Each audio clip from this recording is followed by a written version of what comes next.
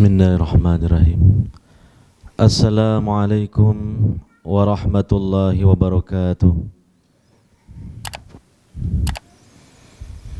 Hamdan katsiran tayyiban mubarakan fih kama yuhibbu rabbuna wa yardah.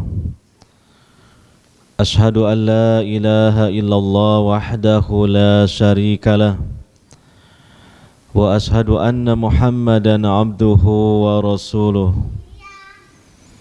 sallallahu alaihi wa ala alihi wa ashabihi ajmain wa man tabi'ahum bi ihsanin ila yaumiddin.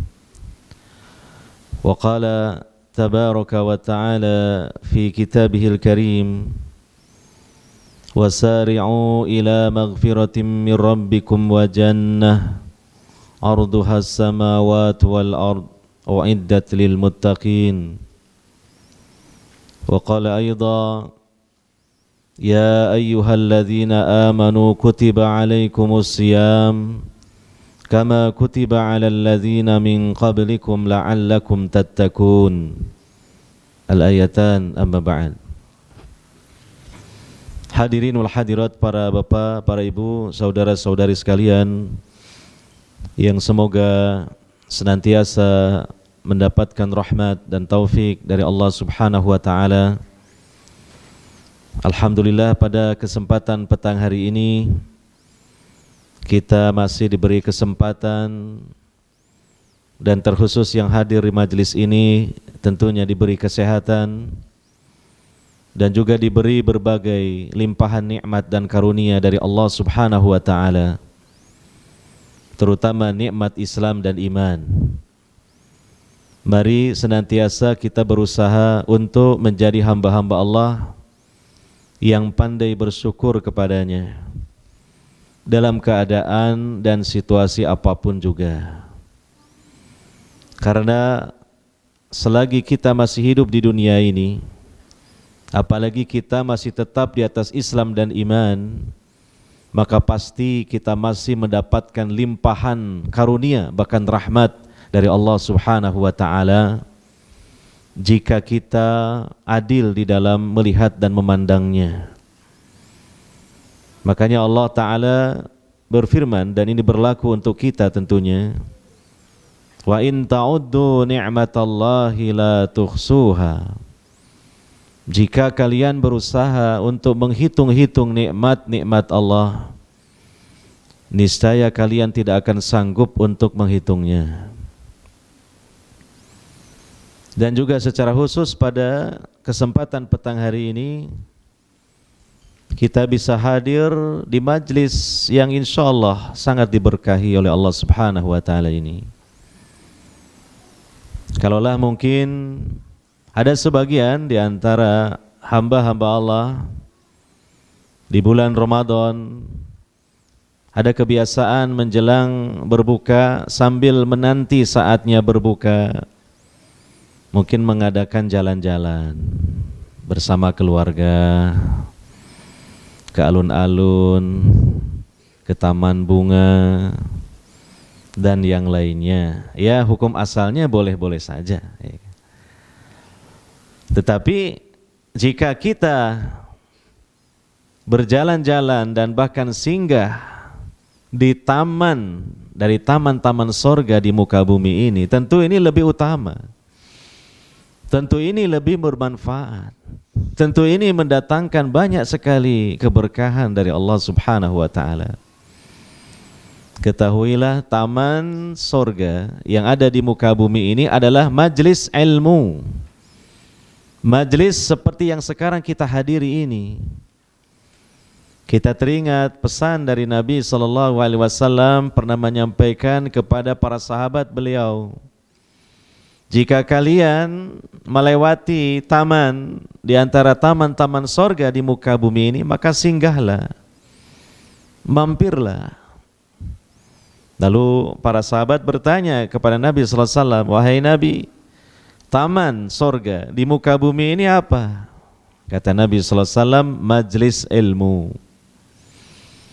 Jadi kita ini sekarang sambil menanti saatnya berbuka, sedang singgah, berjalan-jalan, refreshing jiwa di taman yang istimewa, yaitu taman sorga di muka bumi ini. Maka hendaknya kita bersyukur dan bahkan bergembira. Dan ini adalah tentu atas taufik dan kemudahan dari Allah Subhanahu wa ta'ala. Demikian seterusnya, jika kita memang Allah beri kesempatan, kesehatan, setiap acara pengajian menjelang berbuka, terutama di Masjid Imam Syafi'i ini, hendaknya kita ikuti. Semakin sering kita berkunjung ke taman-taman sorga di muka bumi ini, insya Allah Allah akan mudahkan perjalanan kita untuk masuk ke dalam sorga di akhirat. Karena Nabi SAW bersabda, "Man salaka tariqan yaltamisu fihi ilma, sahalallahu lahu bihi tariqan ilal jannah." Barang siapa yang menempuh satu perjalanan dari rumahnya jauh dekat, semakin jauh semakin utama karena semakin berat, yang tujuannya dia mencari menuntut ilmu agama Islam, ilmu syariat, maka Allah akan mudahkan dia untuk meraih surga. Nah, alhamdulillah, sekali lagi kita hendaknya bersyukur kepada Allah Subhanahu wa ta'ala.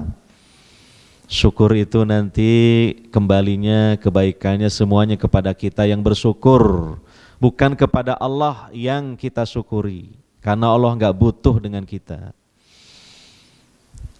Semakin kita banyak bersyukur, nikmatnya diperbanyak oleh Allah, baik jumlahnya maupun keberkahannya. La in syakartum la azidannakum, kata Allah. Dan juga Allah akan memberikan ganjaran yang besar bagi hamba-hambanya yang pandai bersyukur. Allah mengatakan di Al-Quran, wa sanajzis syakirin, kami kelak akan memberikan ganjaran bagi hamba-hamba kami yang pandai bersyukur. Terutama kita mensyukuri nikmat yang paling agung dalam hidup ini, yaitu Islam dan iman. Sehingga dengan disyukuri ini Allah akan tetapkan, Allah akan tancapkan di dalam hati sanubari kita hingga kita menghadapnya. Tapi kalau kita tidak pandai mensyukuri nikmat Islam dan iman ini, khawatir, sekali lagi khawatir, naudzubillahi min dzalik, sebelum nyawa kita dicabut, hidayah ini dicabut dari hati sanubari kita. Kenapa? Karena kita tidak mensyukurinya. Nah, maka kami mengajak kepada diri kami dan semua saudara-saudari sekalian, hamba-hamba Allah, untuk berusaha menjadi hamba-hamba yang pandai bersyukur kepada Allah Subhanahu wa ta'ala. Hadirin wal hadirat yang dimuliakan oleh Allah Subhanahu wa ta'ala, ya, kajian kita agak santai saja karena ya di akhir siang ini, di akhir kita berpuasa di hari ini kan mungkin sudah tenaganya juga sisa-sisa ya. Ya, relax, tapi ya dicerna, dipahami, direnungkan dengan baik, semoga menjadi hal yang bermanfaat bagi kita semua.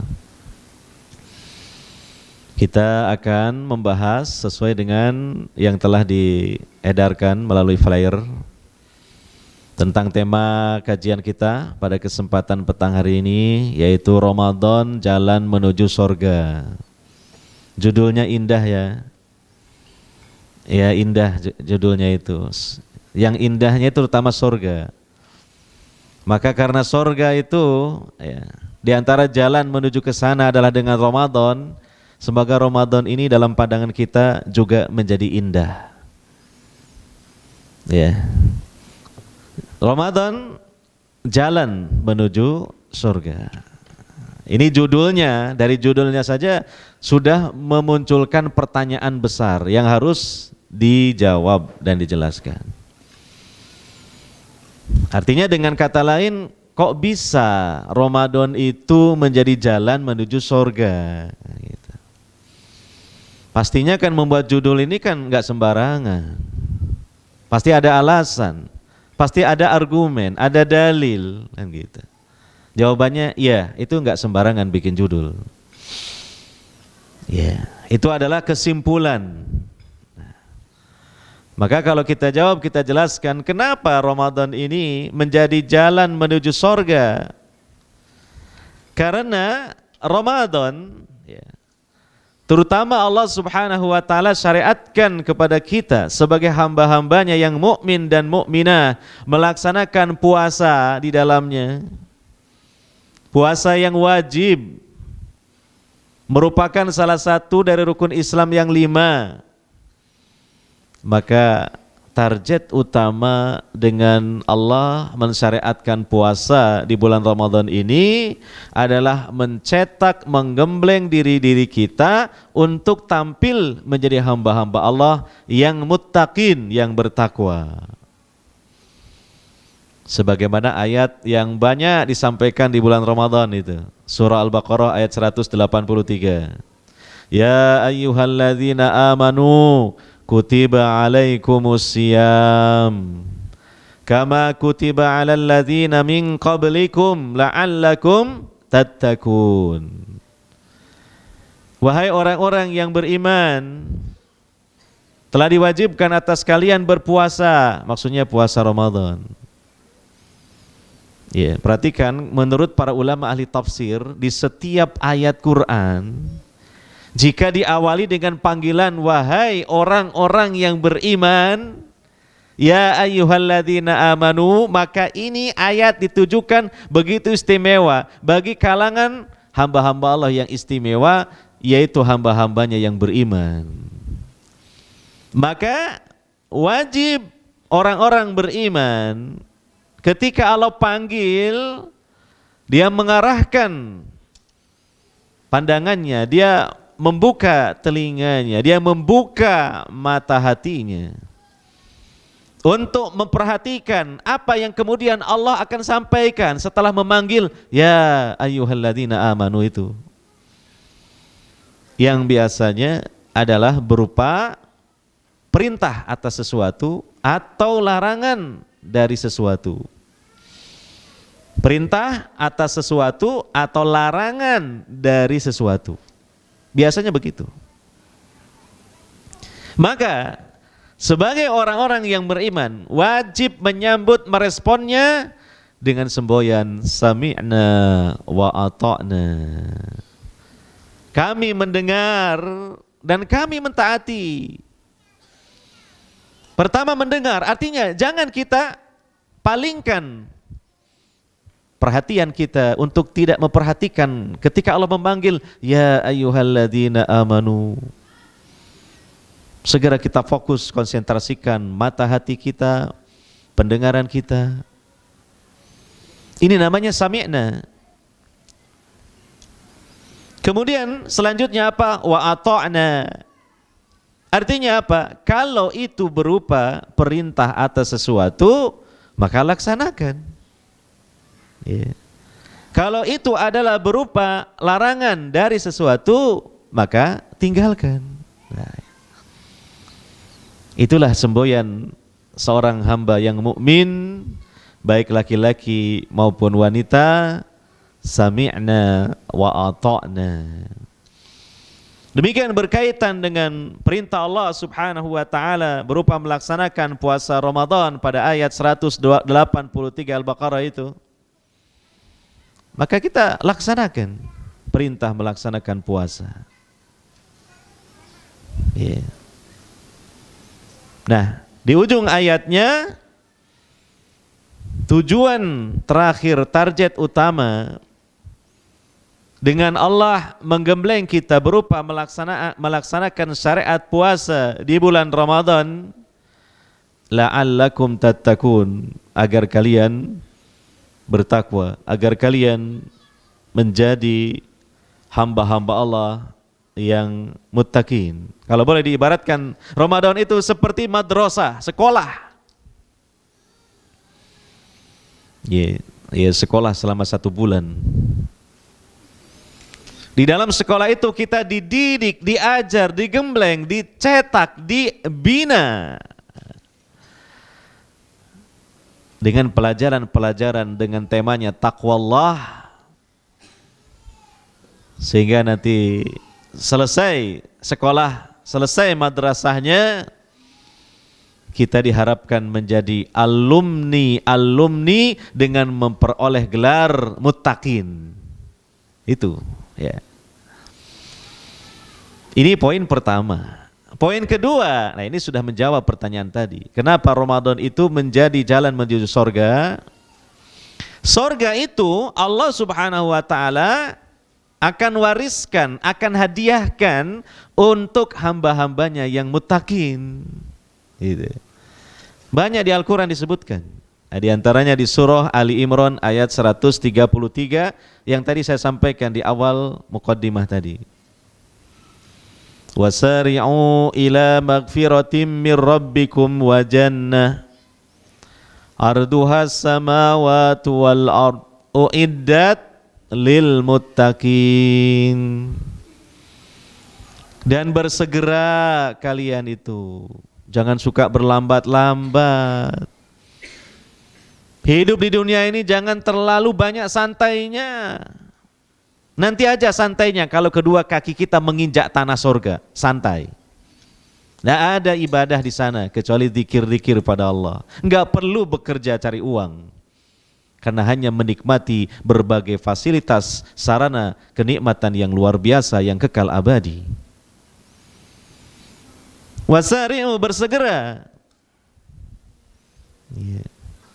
untuk meraih ampunan dari Rabb kalian dan sorga. Yang mana sorga itu seluas langit dan bumi. Perhatikan ya, lowongan untuk masuk sorga itu terbuka lebar-lebar. Lahan sorga begitu luas. Jangan khawatir orang sudah punya tiket masuk sorga, begitu masuk sorga nggak kebagian tempat. Nggak ada ceritanya seperti itu. Tidak ada pembatasan kuota. Kenapa? Arduhas samawati wal ard, luasnya itu seluas langit dan bumi. Bumi kita aja masih banyak lahan-lahan yang kosong sekarang.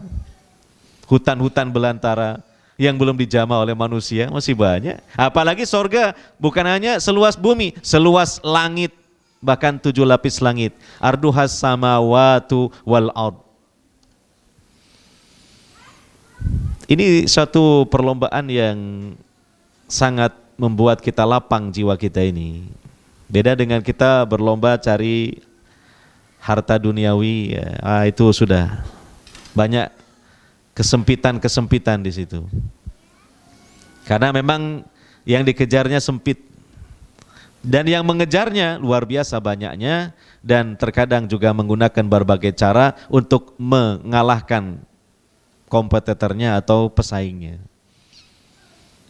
Tapi perlombaan untuk mengejar surga ini Masya Allah, Allah lapangkan, Allah mudahkan sebenarnya. Ya. Dan surganya pun begitu luas. Kata Nabi SAW dalam hadis qudsi, Allah Ta'ala berfirman, a'adadtu li'ibadiyas salihin ma la ainun ra'at wala udhunun sami'at wala khatara ala qalbi bashar. Aku telah siapkan untuk hamba-hambaku yang soleh, dengan kata lain hamba-hambaku yang bertakwa, surga yang pesona dan kenikmatannya tidak pernah didengar oleh, tidak pernah dilihat oleh mata, tidak pernah didengar oleh telinga, tidak bisa dibayangkan dalam bayangan benak kita.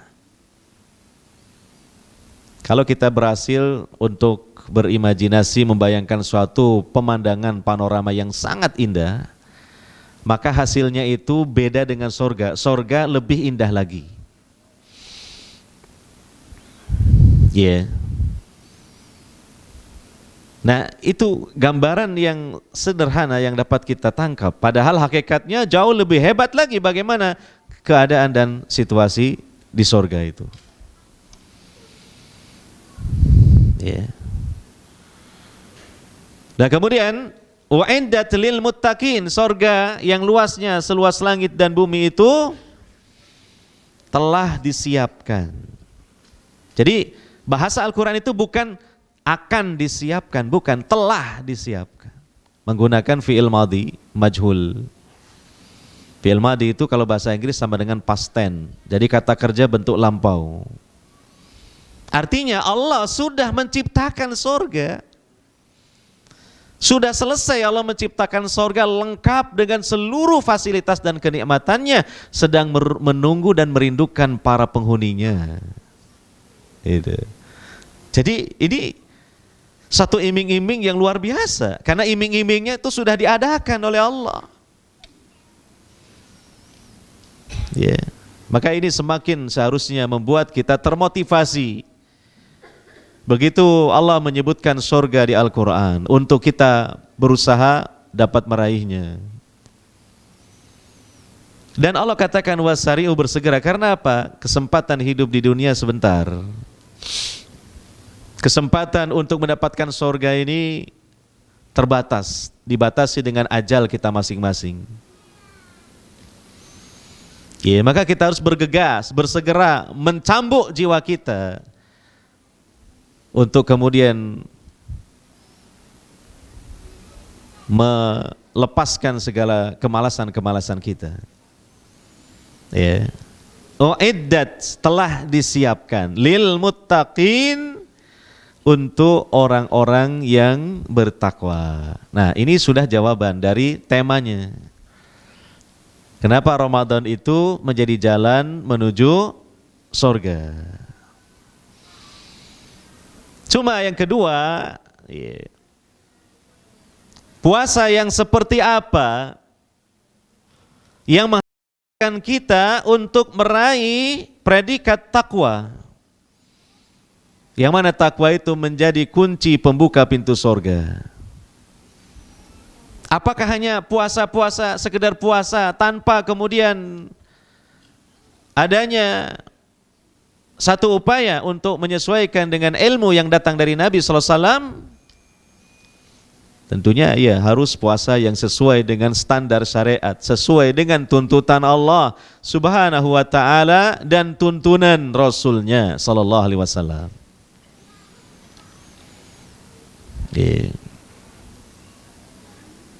Kalau kita membahas sekilas mengenai definisi takwa, banyak para ulama menyampaikan definisi takwa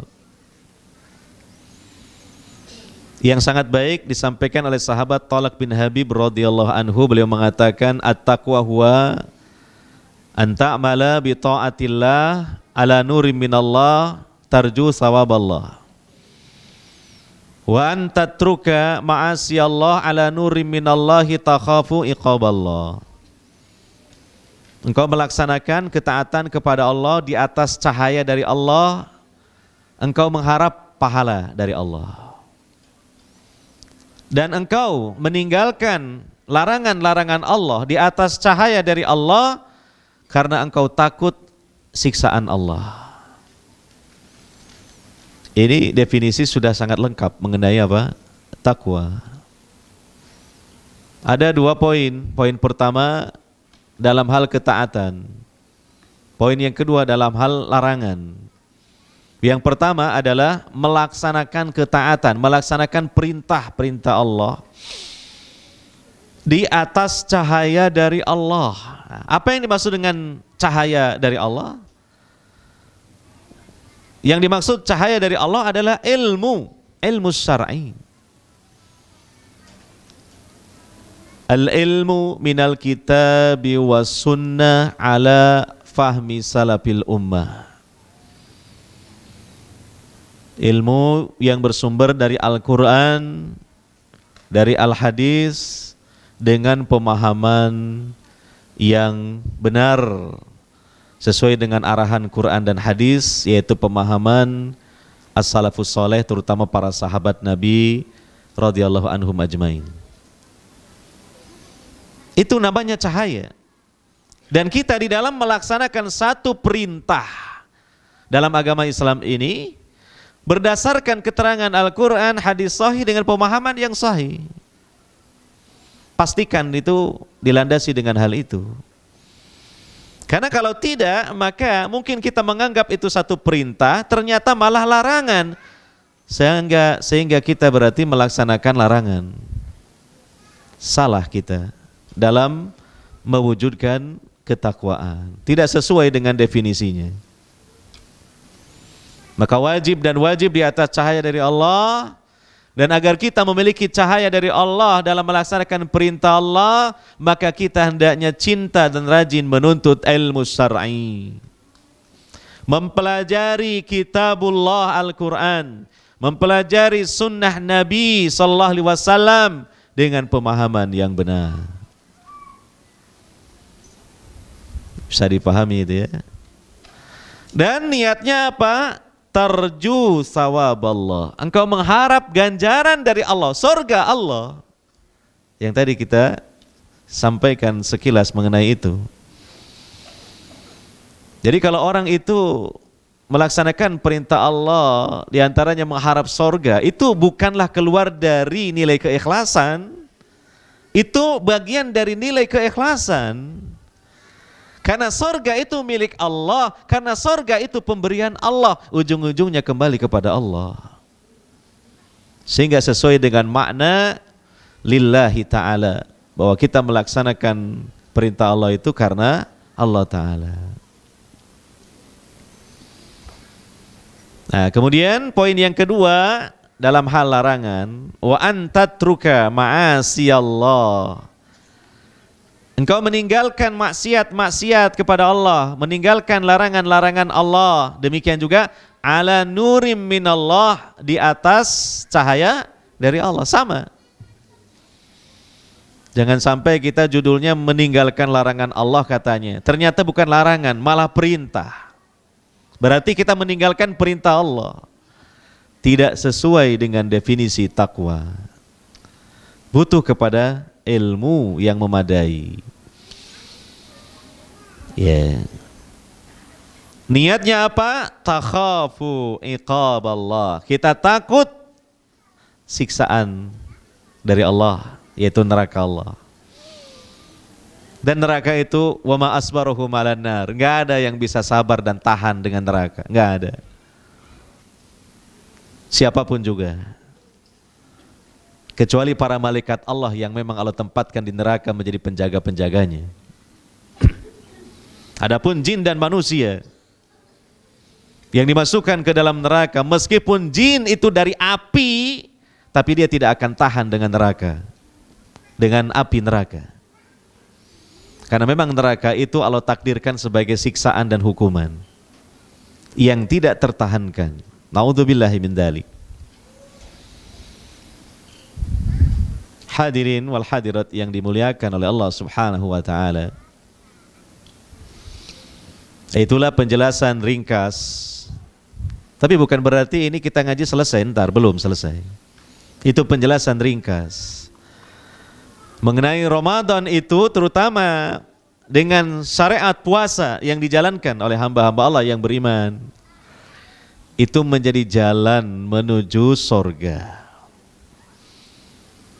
Nah, puasa yang bagaimana yang bisa menghantarkan pengamalnya kepada predikat takwa? Ya puasa yang sesuai dengan tuntutan Allah dan tuntunan Rasulullah sallallahu alaihi wasallam.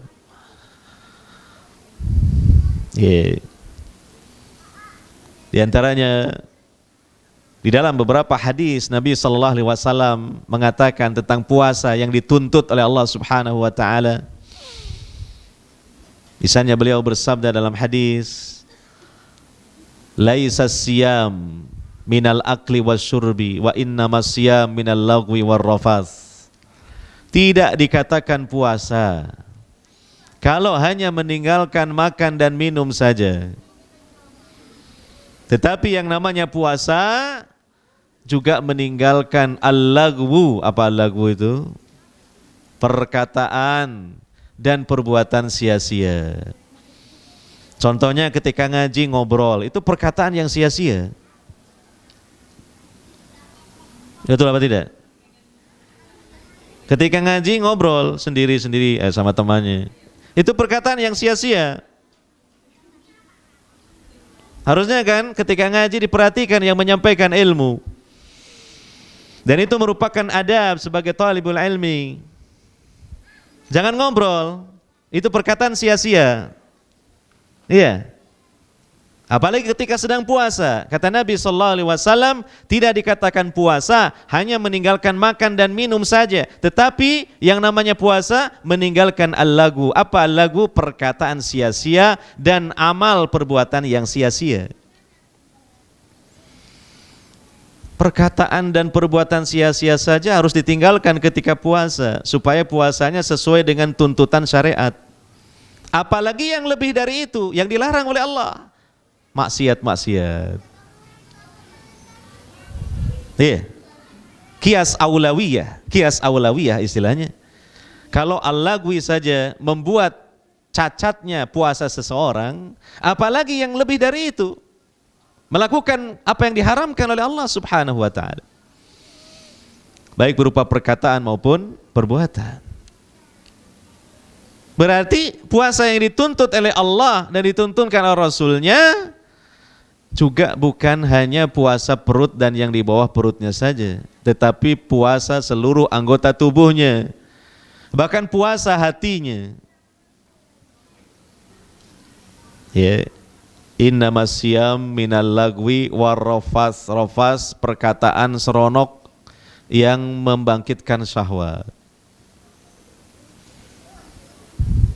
Itu membuat cacat puasa seseorang. Apalagi yang lebih-lebih lagi dilarangnya oleh Allah Subhanahu wa taala. Maka dapat dipahami dari secara tersirat sabda Nabi sallallahu alaihi wasallam tersebut, puasa yang bisa menghantarkan pengamalnya kepada predikat takwa adalah puasa yang berkualitas. Bukan hanya meninggalkan makan, minum, dan berhubungan dalam tanda kutip di siang hari, tetapi lebih daripada itu, harus meninggalkan larangan-larangan Allah Subhanahu wa ta'ala. Dan sesuai dengan makna takwa, makanya itu bisa menghantarkan kepada takwa, karena puasa itu melatih kita menjadi orang bertakwa.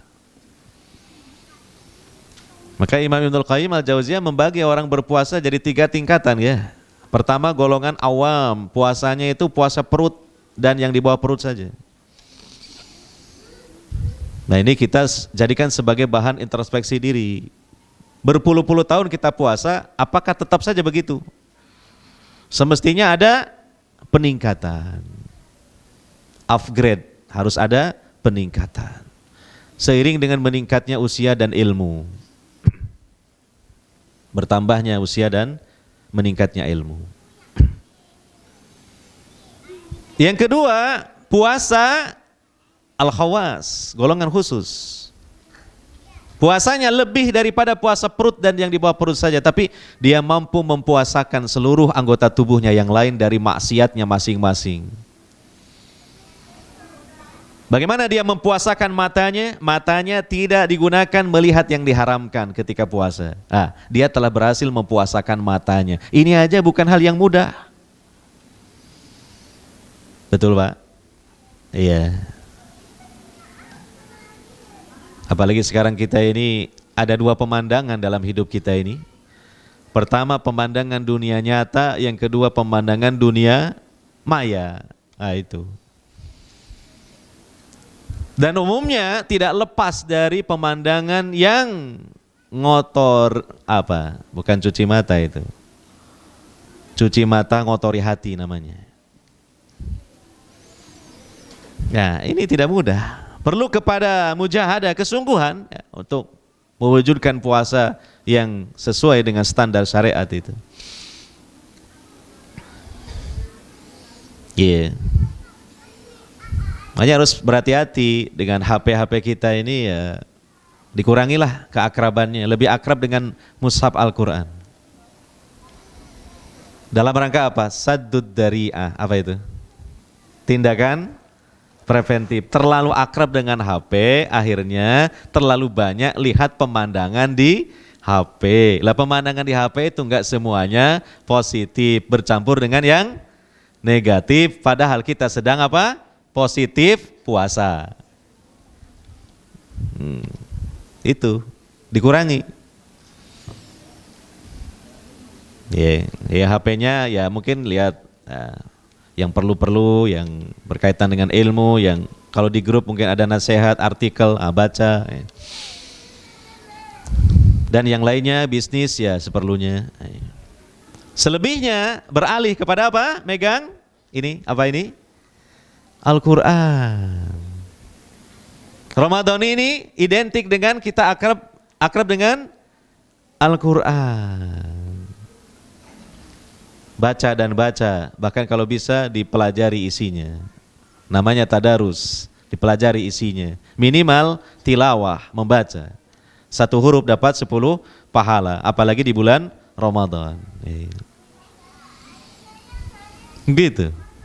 Ini mempuasakan mata, belum lagi mempuasakan tangan. Dari maksiat tangan. Ya mencuri, mendolimi orang, menjahili orang dan sebagainya. Demikian mempuasakan telinga dari mendengar hal-hal yang dilarang dalam syariat kita untuk mendengarkan. Ya, menikmati gosip. Nah, ini menggunakan telinga dalam bermaksiat. Menikmati musik dan nyanyian. Nah. Ya Pak, tapi ini tangga-tangga sebelah pada nyetel itu Pak, musik lagu dengan keras banget nih, gimana? Ya mendengar dengan mendengarkan beda hukumnya. Yang dosa itu kalau apa? Mendengarkan. Kalau mendengar, tidak sengaja, namanya mendengar. Cuma jangan sampai berawal dari mendengar, akhirnya karena enak, jadinya apa? Mendengarkan. Itulah yang dosa. Dari mendengar menjadi mendengarkan, itu yang berdosa.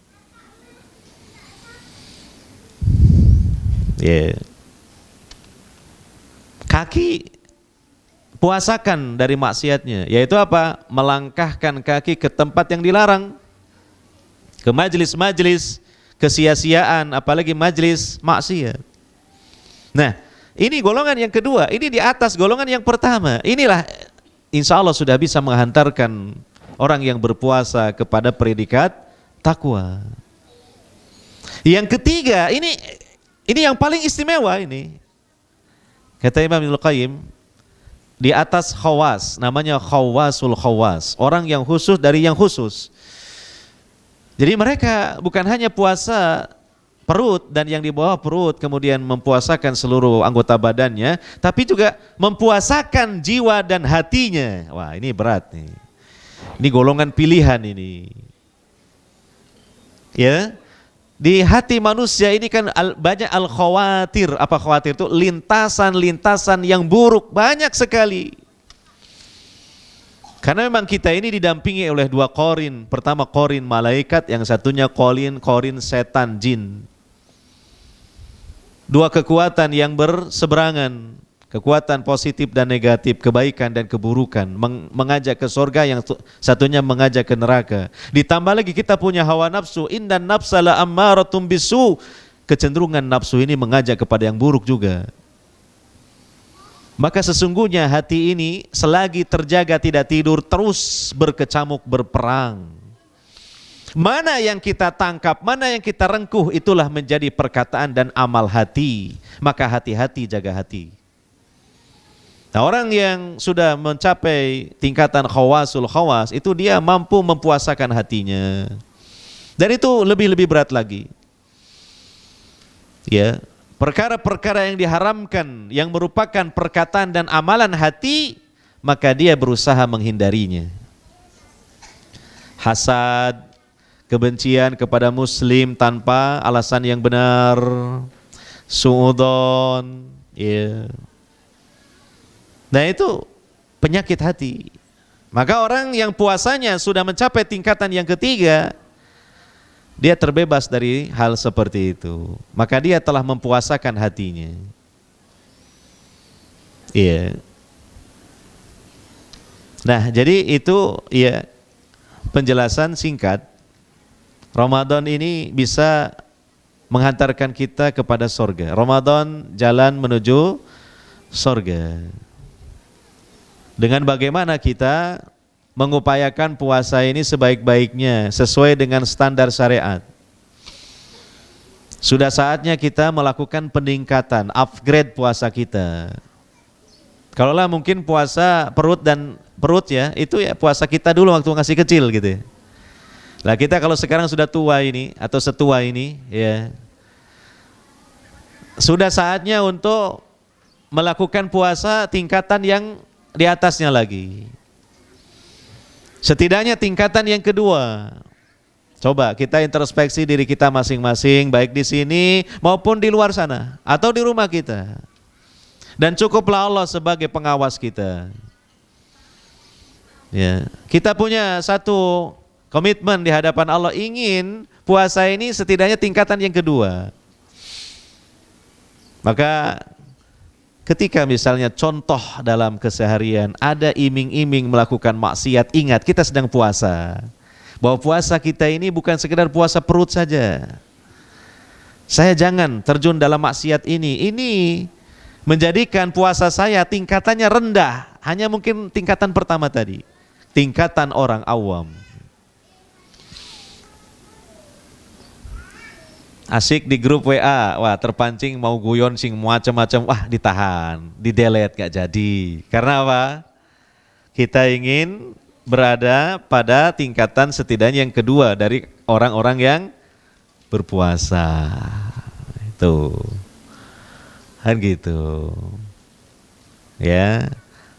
Nah, seharian terlalu banyak ngobrol, gak ada manfaatnya, hanya buang-buang waktu. Nah, padahal Nabi mengatakan, bukanlah yang disebut puasa itu hanya meninggalkan makan dan minum, tapi puasa yang dia meninggalkan al-lagwu, perkataan sia-sia. Ya, maka alihkan kepada perkataan yang tidak sia-sia. Ya, di antaranya yang paling mudah dan praktis apa? Baca Quran. Dia mengucapkan ucapan Rabb-Nya Allah Subhanahu wa taala. Dia melafadzkan kalam Tuhannya, sungguh sangat agung gitu. Rasakan keagungan itu ketika membacanya, hadirkan hatinya. Kita sedang menirukan satu ucapan yang telah diucapkan oleh Allah Subhanahu wa taala, yang telah difirmankan oleh Allah Subhanahu wa taala. Apalagi kalau kita sudah mempelajari tafsirnya, maka sekaligus kita mengevaluasi pelajaran tafsir. Iya. Jadi Imam Syafi'i ini kan ada pelajaran tafsir, sudah sampai surat Ali Imran. Ya, pertengahan lah mungkin, atau belum mungkin, belum sampai sepertiganya. Ya.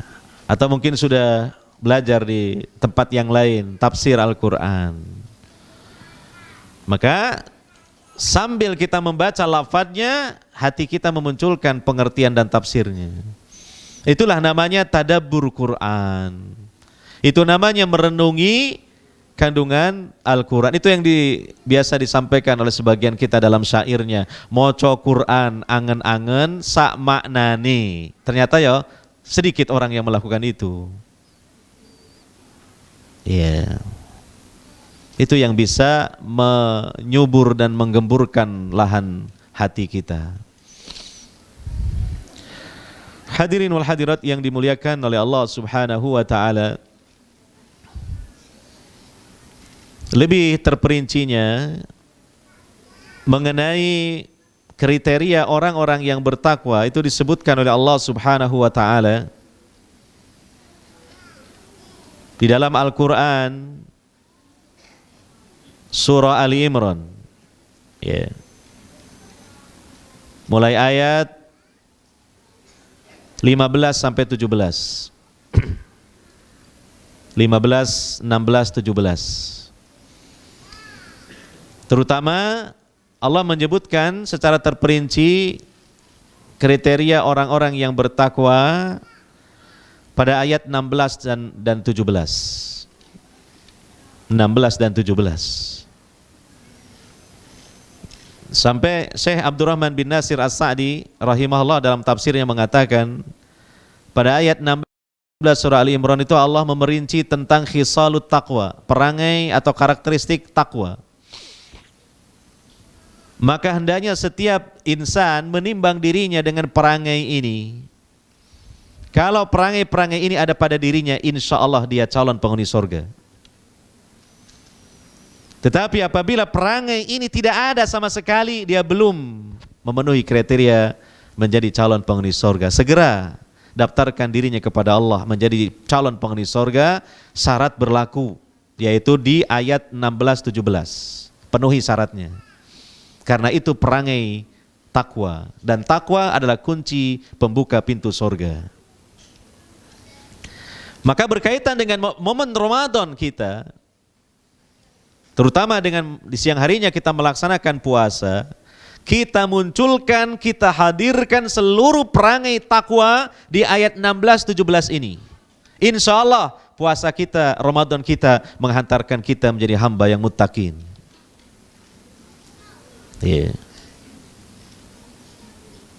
Ayat 16 Allah berfirman, orang-orang bertakwa itu adalah orang-orang yang senantiasa berdoa kepada Allah dengan doa Rabbana innana amanna faghfir lana dzunubana wa qina adzabannar. Wahai Rabb kami, sesungguhnya kami ini telah beriman. Ini tawasul dengan tawasul yang sangat agung, tawasul yang disyariatkan, tawasul dengan iman. Doa yang afdol diantaranya ada tawasulnya, tapi tawasul yang disyariatkan. Ini tawasul disyariatkan bahkan dengan iman. Innana amanna. Faghfir lana dzunubana, maka ampunilah untuk kami akan dosa-dosa kami.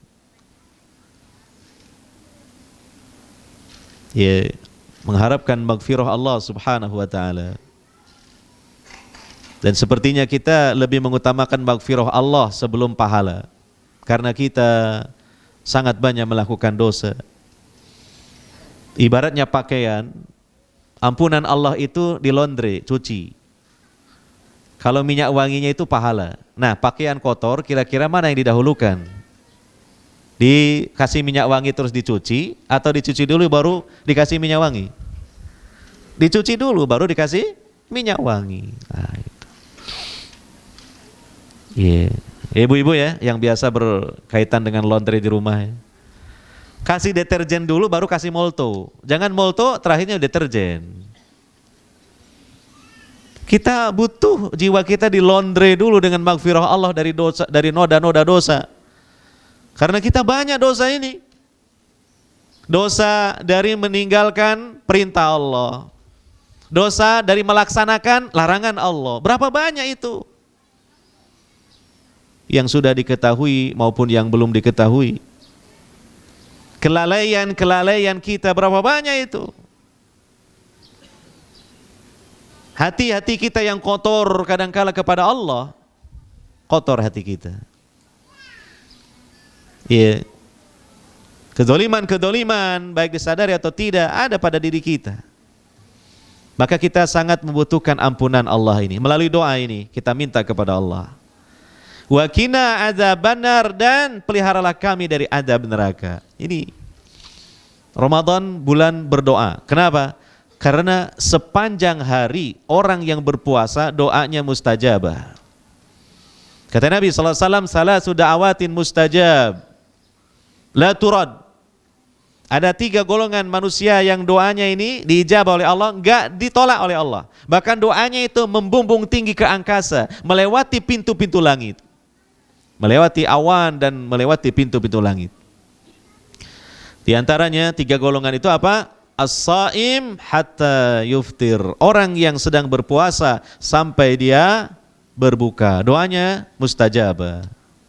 Nah, maka di antara doa yang baik adalah Rabbana innana amanna faghfir lana dzunubana wa qina adzabannar. Kalau kita diselamatkan oleh Allah dari neraka, pasti dimasukkan ke dalam surga. Kemudian pada ayat yang ke-17, ya. Dan perangai-perangai ini kita tampilkan dalam Ramadan, terutama ketika sedang berpuasa, yaitu as-sabirin, orang-orang yang sabar. Makanya dalam hadis Nabi SAW, orang yang berpuasa itu harus sabar. Ketika ada orang lain mengajaknya untuk bertengkar, dia mengatakan inni shaim, saya puasa. Gak usah ngeladeni pertengkaran. Artinya apa? Melatih kesabaran. Tidak mudah emosi. Ya, sabar dalam kesulitan. Sabar dalam ketaatan. Sabar dalam meninggalkan maksiat. Semua itu kita hadirkan dalam kita berpuasa di bulan Ramadan ini. Kemudian wasadikin, orang-orang yang jujur imannya, jujur ibadahnya, diantaranya apa? Ikhlas. Orang yang ikhlas itu adalah bukti orang yang jujur. Dan puasa melatih kejujuran, ya. Karena apa? Hubungan kita dengan Allah itu begitu dekat. Kita nggak perlu penilaian manusia. Kalau penilaian manusia bisa ditipu. Ada orang tanya sama kita, padahal kita nggak puasa. Kamu puasa nggak? Saya puasa loh. Lihat lidah saya, putih. Padahal kita nggak puasa. Bisa ditipu, tapi Allah nggak bisa ditipu. Di mana saja kita berada, sedang dengan siapa atau kita sendirian, kita tetap menjaga puasa kita, jangan batal. Walaupun kita batal alias mokel, orang lain nggak tahu, tetap puasa kita nggak sah di sisi Allah, diskualifikasi. Berarti mengajarkan kejujuran itu, sehingga kita menjaga betul. Ya, ini asidku. Wal qanitin, orang-orang yang tunduk kepada Allah. Artinya ketakwaan, menjaga ketakwaan di mana saja berada. Ittaqillaha haitsuma kun, di mana saja engkau berada, engkau bertakwalah. Puasa juga seperti itu. Walaupun sendirian di kamarnya mau berbuat maksiat, saya sedang puasa, malu sama Allah, sedang puasa kok maksiat, ya. Jadi namanya qanitin, kita tampilkan, hadirkan di saat kita berpuasa. Ini melatih ketakwaan, karena al-qunut ini bagian dari perangai ketakwaan. Yang berikutnya, wal munfikin, orang-orang yang suka menafkahkan hartanya di jalan Allah karena Allah. Ketika puasa, Ramadan adalah bulan sedekah. Kenapa? Nabi SAW mencontohkan. Ketika bulan Ramadan, beliau dikunjungi malaikat Jibril hampir tiap hari setidaknya dan membacakan Al-Quran. Dan tidaklah Nabi SAW lebih dermawan, melebihi ketika Jibril menemuinya di bulan Ramadan. Nabi SAW banyak bersedekah, lebih banyak lagi daripada hembusan angin yang kencang. Jadi ketika puasa Ramadan diperbanyak sedekah. Dan keutamaan sedekah itu luar biasa. Perlu dibahas mungkin dengan tema tersendiri. Tapi di antara kekhasan dalam Ramadan adalah bersedekah.